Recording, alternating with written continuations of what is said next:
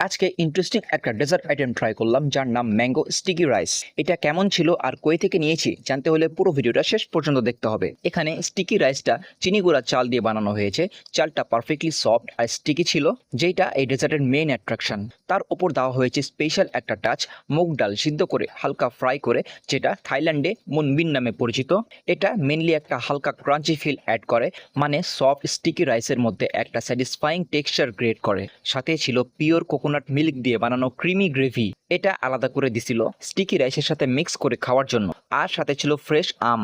এবার যদি টেস্টের কথা বলি, রাইসটা পারফেক্ট ভাবে স্টিকি হয়েছিল, খুব বেশি আঠালো না যে গলায় বেঁধে যাবে। আর রাইসের ওপরে মুনবিন ছিটানো ছিল, সাথে সাদা তিলও ছিটানো ছিল। রাইসটা থেকে হালকা একটা সল্টি টেস্ট আসছিল। উপরে কোকোনাট মিল্কের গ্রেভিটা দিয়ে রাইসের সাথে মিক্স করে খাইতে বেশ ভালো লাগছিল। হালকা সল্টি, মিষ্টি আর কোকোনাট ফ্লেভারের ইউনিক একটা কম্বিনেশন, যেটা ফ্রেশ আমের সাথে খাইতে বেশ ভালো লাগছিল। আমগুলো ন্যাচারালি সুইট ছিল। রাইসটা এমনি খাওয়ার থেকে আমের সাথে খেতে বেশি ভালো লাগছিল।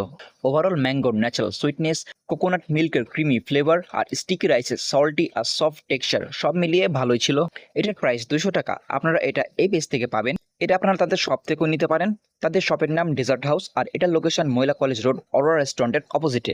আজকে এখানে শেষ করছি। চেষ্টা করব দ্রুত কোনো ফুড এক্সপিরিয়েন্স আপনাদের সাথে শেয়ার করার। আল্লাহ হাফেজ।